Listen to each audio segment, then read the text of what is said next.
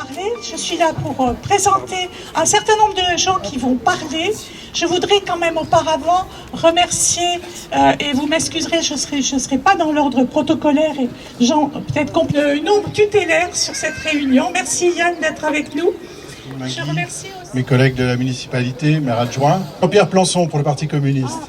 Voilà. Sur le même plan, dans les soutiens, nous avons aussi Gilette Tessier du Parti ouvrier indépendant qui fait partie de l'Union populaire depuis le début, soutien de la France insoumise depuis 6 ans maintenant. Voilà. Donc Gilette, si tu veux nous rejoindre.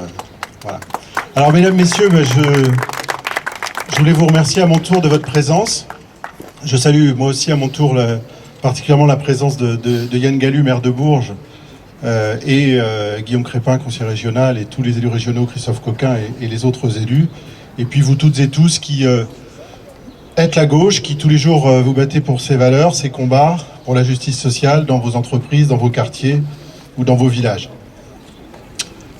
Alors, une fois n'est pas coutume, je voudrais vous inviter à fermer les yeux et à imaginer. Nous sommes le jeudi 29 septembre 2022. Et Aliénor regagne, comme à chaque fin de semaine, sa circonscription du sud du département du Cher et sa ferme où elle a confié son élevage à un salarié qui s'en occupe en son absence. Ça fait 100 jours qu'elle a été élue députée de la 3e circonscription du Cher. Au deuxième tour, face à Loïc Kervran, député marcheur sortant et sorti par Aliénor.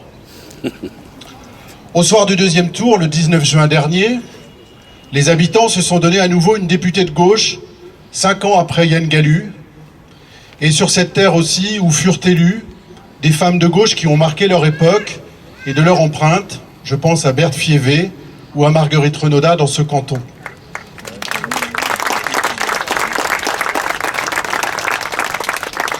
Depuis ce 19 juin, le rythme de la campagne ne s'est guère ralenti. Jean-Luc Mélenchon, nommé Premier ministre par le président Macron, a formé un gouvernement de combat où la gauche rassemblée a pour tâche de répondre aux urgences sociales et écologiques et de réparer un pays meurtri par 5 ans de macronisme arrogant et violent. Aliénor siège dans le groupe de la France insoumise, aux côtés des groupes socialistes, écologistes et communistes, dans une majorité rajeunie et très largement féminisée, composée pour beaucoup de députés exerçant leur premier mandat et ne sortant pas du sérail politique. Un vent de fraîcheur balaie le pays depuis ce 19 juin.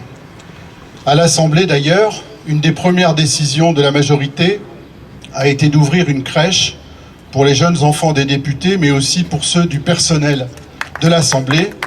Je rappelle qu'il n'y a toujours pas de crèche à l'Assemblée nationale. En 100 jours, Aliénor a déjà voté la loi qui permet le blocage des prix des produits de première nécessité.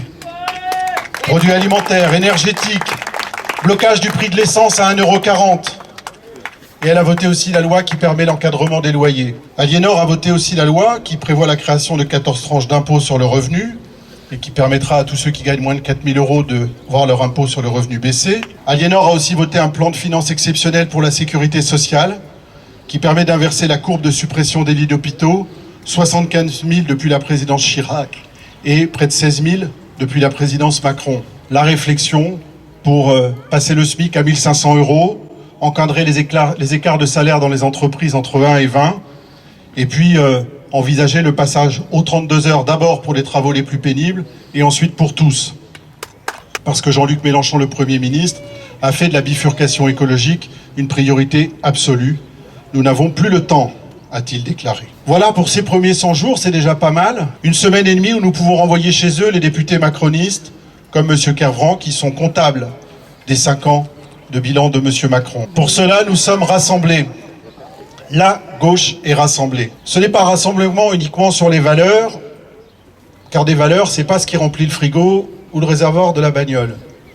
C'est une gauche rassemblée autour d'un programme d'action concrète qui va améliorer notre vie à tous. Nous avons 11 jours jusqu'au premier tour pour convaincre et mobiliser et accéder au second tour avec Aliénor et Olivier.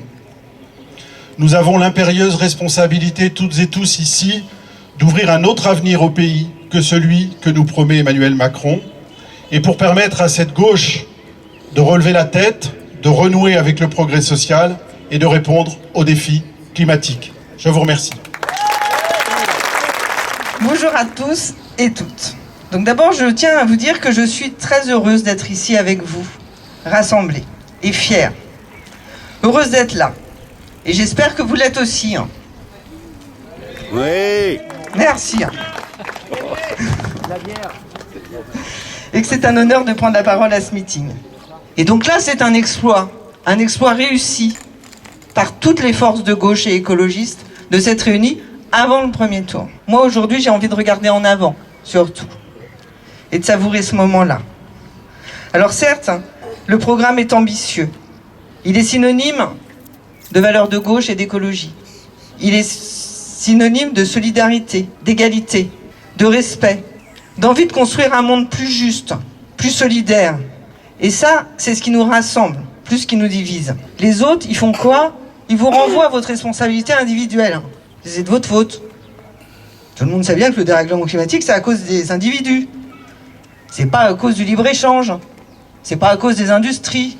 C'est pas à cause du système agricole. C'est parce que vous prenez trop de pain, messieurs, dames. Ou que vous envoyez trop de mails. Il paraît que c'est la ministre de la Transition écologique qui nous dit ça. En effet, il est temps que notre modèle de production prenne en compte que les ressources sont limitées. Et comme le disait Dominique Bourg lors d'une conférence à Bourges, nous sommes des enfants gâtés, inconscients du dérèglement climatique. En fait, si vous voulez sauver le climat, il faudrait laisser le pétrole dans le sol. C'est-à-dire s'asseoir sur des milliards de bénéfices. Enfin, les bénéfices, c'est pas vous, hein. Vous avez les préjudices du pétrole qu'on brûle. En effet, c'est ceux qui polluent le moins qui sont le plus victimes des pollutions. Pourtant, peu étrange, j'ai encore croisé un climato-sceptique le week-end dernier. Je sais, ça paraît surprenant. Quelqu'un qui pense que les écologistes tiennent les médias et qu'on cherche à faire peur aux gens. Non, sur le discours de mon collègue Yannick, non. On voudrait plutôt vous redonner de l'espoir parce que c'est possible. C'est possible avec une politique ambitieuse, écologique et solidaire, menée par M. Mélenchon, Premier ministre, quand Éléonore sera élue. Les énergies embrayant effacement les idéaux, comprendre la situation avant suffisait à mobiliser. Aujourd'hui, la certitude de la catastrophe baisse. Donc le 12 et le 19 juin, il faut voter NUPES, il faut voter pour nos opinions. Et nous serons nombreux à dire à ce gouvernement que nous ne voulons plus de cette violence sociale, de cette méthode qui consiste à monter les uns contre les autres, de cette politique qui nous ment en nous expliquant que le chômage baisse, alors que les conditions de travail baissent. Ensemble, rassemblés, disons non à Macron, non au libéralisme, non à l'agroalimentaire. Et surtout, mais surtout, disons-nous oui à cette nouvelle union populaire écologique et sociale. Disons oui aux forces du monde syndical. Disons oui au monde associatif et culturel, intellectuel, qui nous nourrit, qui nous fait réfléchir, qui nous fait progresser. Et disons oui à Éléonore pour qu'elle soit à l'Assemblée. Je passe la parole sans transition à Jean-Pierre Plançon qui va parler au nom de la NUPES et du PCF. Merci. Donc, bonjour à toutes et à tous. Donc, je m'adresse à vous au nom du Parti communiste français, dont je suis le responsable à Bourges. Alors, dans la perspective de battre Macron et d'installer un nouveau gouvernement vraiment de gauche, qui changera la vie des Français, le Parti communiste a fait le choix du rassemblement en contribuant à la création de la nouvelle Union populaire écologique et sociale, en se présentant unis dans toutes les circonscriptions, dès le premier tour, afin de se donner toutes les chances de gagner et d'éviter que les Français ne subissent 5 années supplémentaires de politique libérale. Dans cette troisième circonscription, il est donc possible de gagner l'élection d'Aliénor et d'Olivier. Ce rassemblement s'est construit sur un programme qui permet de répondre aux préoccupations populaires. Je n'en citerai que quelques points parce qu'ils me semblent déterminants, mais bien sûr, il y a d'autres points très importants aussi. L'augmentation des salaires et des pensions, le relèvement du SMIC à 1 500 € net, le retour de la retraite à 60 ans, le blocage des prix des premières nécessités, la création d'une agence pour la relocalisation dépendant du Conseil à la planification écologique, chargé de recenser les secteurs industriels indispensables sur le plan social et environnemental et d'établir un plan de relocalisation adapté à chaque filière ou production stratégique identifiée. Rétablir des pôles publics dans l'énergie, les transports et la santé, gérés démocratiquement, afin de réindustrialiser le pays par des plans de filière au service de la bifurcation écologique. Emmanuel Macron n'a remporté la présidentielle qu'à la faveur de la volonté majoritaire du pays de barrer la route à l'extrême droite. En se rassemblant pour les législatives, la gauche peut mettre en échec le président de la République et son programme de casse sociale et relayer les attentes du mouvement populaire. Fini l'évasion fiscale qui siphonne les richesses de notre pays. Fini les cadeaux aux plus riches, pendant que les ouvriers, les salariés, les agents des services publics triment au boulot et se serrent la ceinture pour payer leurs factures. Fini de baisser les impôts des groupes comme Amazon, Google, Apple, BNP, Société Générale, Sanofi, Renault, Peugeot, qui distribuent des dividendes et licencient en même temps. Et puis, nous, communistes, pensons à tous les salariés, aux militants syndicaux qui résistent sans moyens face aux délocalisations. À eux, nous leur disons, fini les lois El Khomri et les ordonnances Macron. Non seulement nous supprimerons ces lois, mais en plus, nous allons rétablir les CHSCT. Nous vous donnerons des pouvoirs nouveaux d'intervention dans les conseils d'administration, dans les comités d'établissement, et même les moyens de financer vos propositions. En augmentant le SMIC de 100 € tous les mois et l'ensemble des salaires, c'est aussi plus de cotisations pour financer la Sécu. En créant un revenu d'autonomie pour les étudiants, ceux-ci pourront étudier sans être obligés de travailler à côté. Bien sûr, nous avons des différences sur un certain nombre de sujets, mais nous avons tous pris nos responsabilités et nous avons fait le choix de nous additionner dans le respect de ces différences sans les effacer, car nous aurons la possibilité, chacun, d'avoir un groupe. Et si ces groupes voteront ensemble les mesures de progrès social, de justice sociale pour les Français, le plus important est que nos compatriotes puissent voir leur vie changer dès l'été. Et qu'avec les mobilisations populaires, la colère se transforme en une force puissante de changement. Je vous remercie. Et maintenant la parole est à Hugo Lefel, également maire adjoint. Bonsoir tout le monde, bonsoir évidemment avant tout aux deux candidats et aux deux futurs députés et suppléants. Moi je suis très content d'être là parce que finalement ça fait à peu près 12 ans de ma vie que j'ai consacré à l'engagement politique. C'est peu par rapport à beaucoup d'entre vous, mais c'est quand même un tiers de ma vie. C'est pas rien. Et il a fallu attendre finalement les 2 dernières années pour me retrouver dans la configuration qui est celle vers laquelle moi j'ai le plus d'attirance, qui est celle du rassemblement. Un rassemblement, ça veut pas dire qu'on oublie tout, qu'on est tous les mêmes, mais ça veut dire qu'on se considère que pour un certain nombre de mesures, on est capable de dépasser nos différences. Alors quand on a préparé un petit peu cette réunion, ça se prépare, on n'improvise pas complètement, on m'a dit, bon bah tu verras Hugo, les prises de parole, c'est dans l'ordre décroissant de la présidentielle. Alors bon, vous voyez, quand on a été socialiste, forcément, ça peut paraître un peu douloureux comme situation. Et pourtant, je veux dire que c'est pas le cas.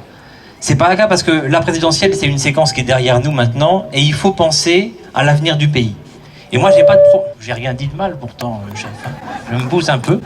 Et je pense que l'avenir du pays, il se dessine par notre capacité à se dire, il y a des conneries qui ont été faites par le passé. Et la formation politique que je représente, elle en a commis, et je crois qu'elle a aujourd'hui fait le bilan autant que faire se peut sur le sujet. Et ça ne nous empêche pas de nous dire aujourd'hui, et je pense à la question de la loi El Khomri, on peut réparer des erreurs qu'on a nous-mêmes causées. Et ça, je pense que c'est un engagement qu'on a pris qui est très fort.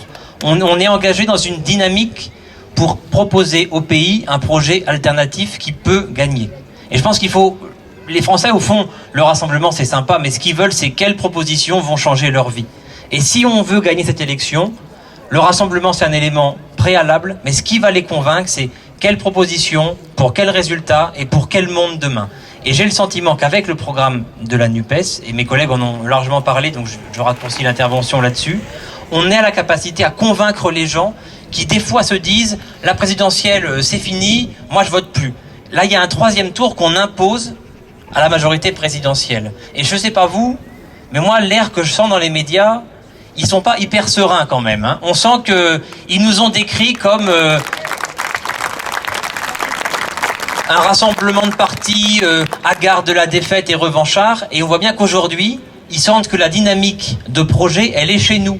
Parce qu'on est les seuls à proposer quelque chose aux Français et de pas défendre uniquement « il faut que le président ait les moyens de gouverner ». Le président, il gouverne pas. C'est l'Assemblée qui va décider demain de ce qu'on va faire. Et si on veut y arriver et éviter le désastre, c'est forcément une Assemblée dans laquelle la NUPES sera majoritaire.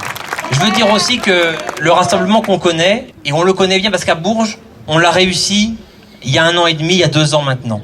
Et on l'a réussi à partir d'un bilan à la fois de ce que la droite avait fait, et ça je pense qu'on peut tous convenir que le bilan de Macron, on veut surtout pas revivre ça pendant 5 ans de plus, mais aussi que il y avait 3 grandes urgences dans le pays et dans la ville auxquelles il fallait absolument qu'on réponde. Une urgence sociale.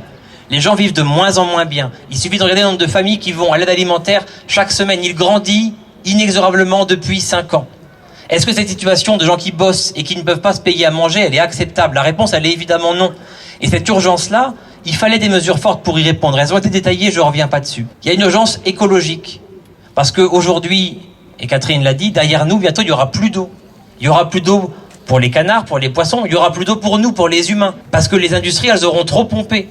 Je le dis parce que c'est comme ça le partage des richesses, c'est aussi les richesses naturelles qu'il faut qu'on préserve pour les humains et pas seulement pour les industries. Et cette urgence écologique-là, elle doit nous rassembler parce que quel monde on va léguer à nos enfants? C'est ce qu'on se disait il y a quelques années. Mais la question, c'est quel monde on connaîtra, nous, à la fin de notre vie. Ça s'est accéléré et c'est devenu inexorable si on ne réagit pas très vite. Et la NUPES, elle pose les actes pour prendre cette bifurcation-là. Et puis, il y a l'urgence démocratique. Il y a mon collègue Alain Bouquin qui, à la ville, essaye, à son niveau, de retisser un lien distendu entre les citoyens et la politique. Moi, j'entends trop souvent, moi, la politique, ça m'intéresse pas. Et c'est aussi que la politique, bon entend, elle s'est pas intéressée aux gens. Et ça, il faut qu'on inverse cette logique-là. On doit impérativement recréer un lien. Être citoyen, ce n'est pas mettre un bulletin dans l'urne une fois tous les 5 ans. C'est un acte quotidien d'engagement, de consultation, de participation à la décision. Et je sais qu'Aliénor et l'ensemble des députés de la NUPES, ils auront à cœur, une fois qu'ils auront été élus, de maintenir une concertation, un lien avec les habitants tout au long du mandat et pas... comme j'ai eu la chance de le recevoir dans ma boîte aux lettres, un bilan de mandat, et c'est la seule communication que j'ai eue avec mon député pendant 5 ans. Cette pratique-là, elle désintéresse les gens de la politique, on doit y tourner le dos. Ces 3 urgences-là, elles constituent, d'après nous, le socle de ce qui permettra demain de construire une nouvelle majorité à l'Assemblée. Je finis juste en disant un truc, c'est que moi je suis hyper fier d'être là et je trouve que c'est hyper enthousiasmant. Et que le moment qu'on est en train de vivre, il peut être historique. Mais pour ça, il faut gagner. Parce que les rassemblements qui échouent, on les oublie. Si on veut tracer notre sillon, il faut qu'on démontre que ce rassemblement qu'on a choisi, les différences qu'on a choisi de dépasser, ils vont permettre de tracer un futur enviable, heureux. Et moi, je veux croire que, en gagnant cette élection, en se mobilisant, en utilisant les 15 jours qui nous restent pour convaincre que non, c'est pas de la façade, oui, il y a un programme applicable et oui, on peut y arriver, on fera de ce rassemblement historique une élection historique pour changer le pays. Merci. Gilette Tessier pour le Parti ouvrier indépendant. Oui, bonjour à tous, bonjour à toutes. Je suis militante du Parti ouvrier indépendant.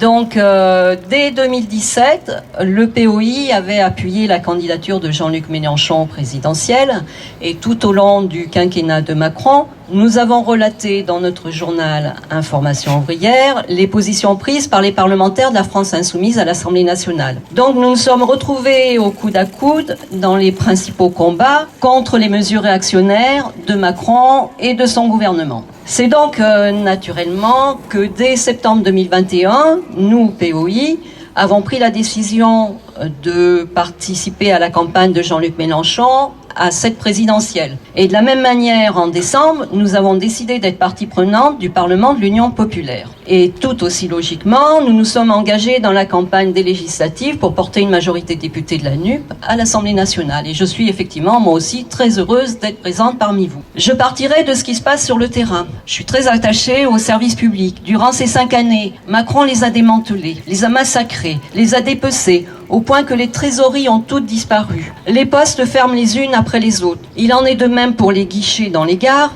et nous ne pouvons qu'être inquiets pour nos enfants qui ne sont pas sûrs de bénéficier d'enseignants formés lors de la prochaine rentrée scolaire. Je terminerai sur la santé, ce qui tient à cœur de tout le monde. Nous ne pouvons qu'appuyer la mobilisation des services de santé des hôpitaux, qui réclament des moyens, qui réclament des conditions de travail décentes, tant pour eux que pour les patients. Les urgences sont saturées au point que les conditions d'accueil les plus élémentaires ne sont plus assurées. Des patients qui restent des journées entières, dans les couloirs, des médecins qui se démènent pour trouver des lits, qui passent leur temps à téléphoner partout dans les services pour trouver des lits pour les malades dans les accueils. Comment pourrait-on admettre qu'au XXIe siècle, dans ce pays, 7e puissance mondiale, les familles soient privées de soins, faute de médecins, faute de spécialistes? Devrait-on accepter que notre circonscription soit parmi les plus faiblement dotées en moyens sanitaires, avec des personnes qui ont énormément de difficultés à trouver, entre autres, un médecin traitant, c'est le ministre Blanquer qui a rendu 2 années consécutives des centaines de millions d'euros sur le budget d'éducation nationale. Cette situation intolérable qu'on a sous les yeux, c'est leur bilan. C'est aussi le bilan de Kervran qui y a participé activement. Et le nouveau gouvernement Macron s'inscrit totalement dans la continuité du précédent. Elisabeth Borne, nouvelle première ministre, a un bilan. C'est la réforme ferroviaire de mise en concurrence et de privatisation de la SNCF et de la RATP. Elisabeth Borne, c'est aussi la casse de l'assurance chômage. Dans nos diffusions, porte-à-porte ou marché, ce qui revient dans les discussions, c'est les salaires bloqués, l'augmentation des prix, les fins de mois difficiles et le fait qu'il faut que ça cesse. Une dame me dira même, mais qu'ils dégagent tous. Nous apportons notre total soutien aux salariés qui sont ou qui ont été en grève pour des augmentations de salaire, comme les éboueurs de Tours qui ont obtenu récemment 120 € d'augmentation mensuelle, ou les 550 salariés en grève sur 700 à la maroquinerie de luxe à Châtellerault qui ont obtenu 128 € d'augmentation de salaire. Porté par la dynamique du premier tour des élections présidentielles où l'Union populaire a obtenu 22% des voix, 17,4 dans la 3e circo, je le dis, nous pouvons gagner. Nous pouvons gagner une majorité de députés qui impose les mesures d'urgence inscrites dans le programme d'accord de la NUPES. Nous sommes engagés pour qu'enfin il y ait une réelle rupture avec la politique menée depuis des dizaines d'années par les gouvernements successifs qui nous mènent tout droit à la catastrophe et parce qu'il y a une véritable attente. Mélenchon Premier ministre crée l'espoir. Nous sommes engagés sur les marchés, dans les porte-à-porte, les collages, aux côtés d'Aliénor et Olivier. Chacun donne tout et nous donnons tout pour gagner. Merci, je remercie alors très chaleureusement l'ensemble des composants de la NUPES et l'ensemble des intervenants. Et puisque nous avons parlé du socle, je reprends le terme de Hugo, le socle de nos valeurs, nous avons parlé de bilan, nous allons parler, nous sommes là pour parler du futur et pour donner la parole à nos candidats. Donc je vous laisse regagner la salle. Je vais donner en premier lieu la parole à Olivier Charbonnier, qui est le suppléant, futur député Aliénor. On applaudit en même temps Aliénor qui monte sur la scène. La parole est au candidat. Merci.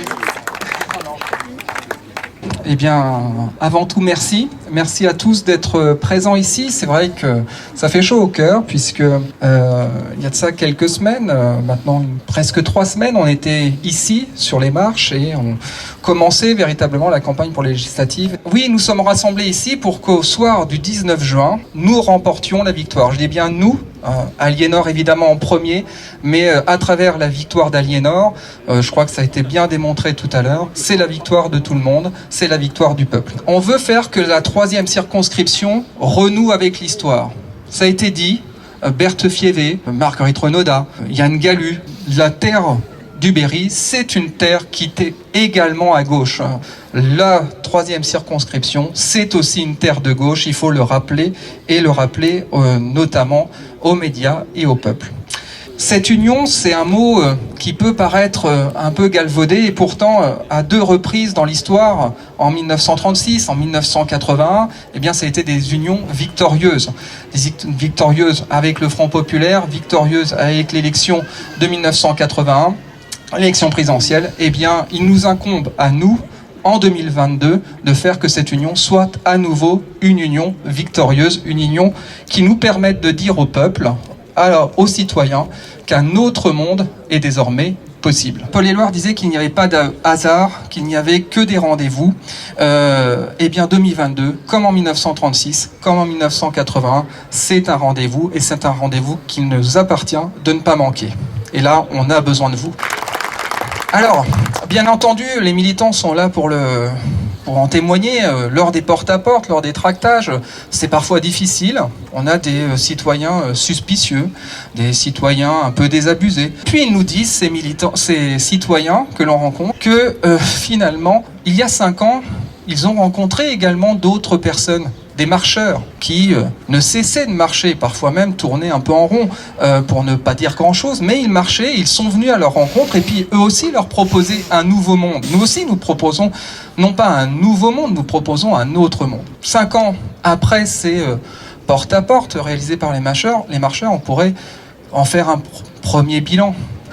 Il a été énuméré par les précédents intervenants.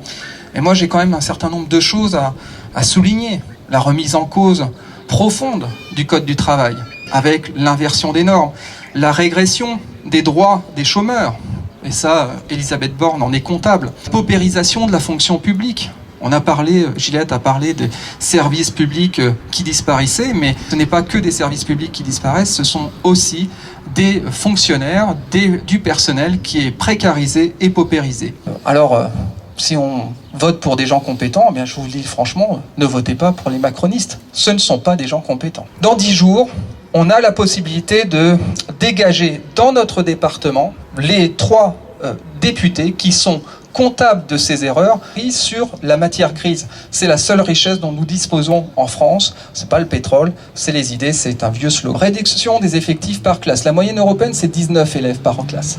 On en est loin. On pourrait commencer comme ça. On pourrait créer, et c'est ce qu'on va faire, créer et renforcer tous les corps de personnel intervenant dans le milieu scolaire, dans les écoles, tant du primaire que du secondaire. Un enseignant, ça enseigne. Tous les autres corps de métier ont leur spécificité, ont leur profession. Les infirmières, les assistants d'éducation, les assistants pédagogiques, les CPE, ce sont des métiers à part entière et il faut les valoriser avec de véritables carrières. Et on pourrait même parler des AESH qui sont de plus en plus précarisés. On doit revoir également le mode de décharge des directeurs d'école. Les directeurs d'école ne sont pas des suppléants de l'administration. Donc ça, c'est aussi un travail qu'il faut mener. Il faut abroger Parcoursup, abolir la loi Carle, alors ça c'est très précis, qui date de 2009 et qui en fait une prime à l'exode scolaire et à l'échappatoire à la carte scolaire. Renforcer les dispositifs de rattrapage scolaire. Pour celles et ceux qui ne me connaissent pas encore, je suis Aliénor Garcia-Bosque de Morales, paysanne, éleveuse de chevaux et maman de 2 petits garçons. Si vous voulez savoir ce que je représente, prenez le temps de vous regarder dans le miroir. Les colères qui vous animent sont également celles qui me poussent à me battre. Je ne suis pas une professionnelle de la politique et il serait bien plus confortable pour moi de rester chez moi avec mes chevaux. Mais un certain nombre de sujets aujourd'hui me sont insupportables et m'impactent directement dans mon quotidien, comme les libéraux d'extrême droite peuvent être une solution. Ils sont le marchepied de la Macronie. Aucune mesure proposée par Marine Le Pen et ses candidats n'a pour objectif de prendre soin des gens, de la planète ou de la nature. En somme, vous le comprenez, il n'y a qu'une seule alternative, crédible, prête à gouverner, avec partout des candidats et des candidates qui regorgent d'énergie et d'idées pour qu'un nouveau monde soit possible. Le 12 et 19 juin, votez pour moi, votez pour la NUP, votez pour qu'une cohabitation soit installée et qu'enfin, le monde change. Merci.